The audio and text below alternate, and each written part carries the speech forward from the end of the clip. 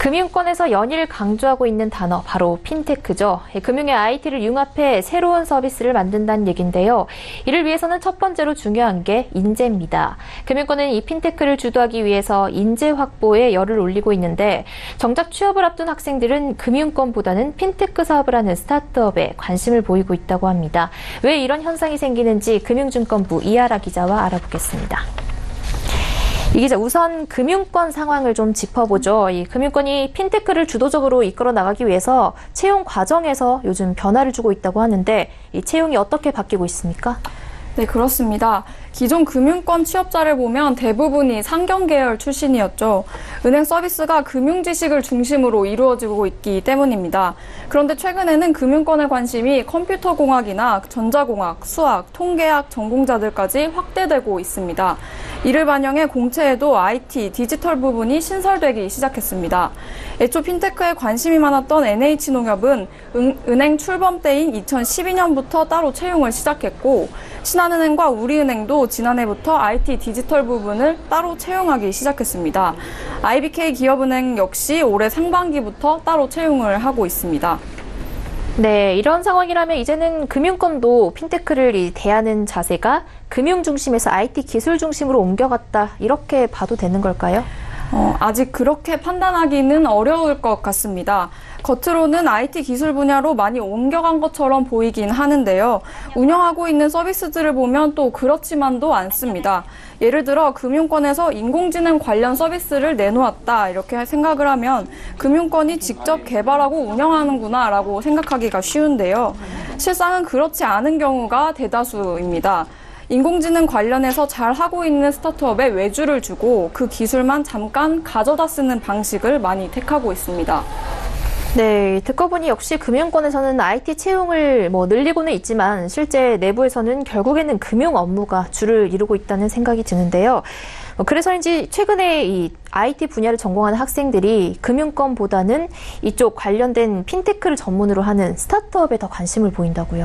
네, 핀테크 서비스, 그중에서도 최근에 가장 핫한 AI, 딥러닝 관련 분야에 취업하고 싶어하는 인재들을 만나서 이야기를 들어봤습니다. 이제 졸업을 앞둔 학생들에게 왜 금융권이 아니라 스타트업을 선호하는지 물어봤습니다. 직접 들어보시죠. 얘는 딥러닝 분야가 이제 그런 핀테크 같이 금융에도 충분히 많은 그런 효과를 가져올 수 있는데 기존의 금융권 회사들은 아직 이걸 잘 접목 못 시키고 있는 것 같았어요. 아무래도 기존에 사용하던 그런 많은 연구들이 있고 그리고 펀드 매니저 같이 전문적인 지식들이 있다 보니까 이제 딥러닝 분야를 신뢰를 덜하는 걸 수도 있을 것 같긴 한데 네, 현장 얘기를 직접 들어봤는데요. 평소에 금융당국이나 금융권 수장들이 핀테크 중심 산업으로 이끌어 나가겠다 이렇게 주장하는 것과는 현실이 좀 다르다는 느낌을 받습니다. 네, 실제 AI나 핀테크 관련된 분야에 관심이 많은 인재들이 생각하는 현실은 이랬습니다. 그러니까 딥러닝을 기존 금융권이 아무리 강조를 하고 있다고 해도 중심은 여전히 금융에 있고 IT 기술은 금융을 도와주는, 그러니까 부수적인 업무로 보고 있다는 거죠. 그러다 보니 새로운 기술이 나와도 빠르게 흡수를 하고 발전시키려고 하는 게 아니라 보수적인 관점에서 선택적으로 받아들이고 있는 것 같습니다.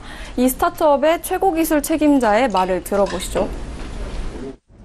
금융 전문가들에 의해서 그 연구 방향이나 그런 게 결정되거나 그런 게 굉장히 많은데 저희 같은 경우에는 이번에 그 AI 리서치하는 분들 쪽에서 먼저 그쪽에서 1차적으로 연구 결과가 나오고 그거에 맞춰가지고 지금 기능 넣으려는 거를 추가하려고 계획을 잡고 있는 게 있거든요.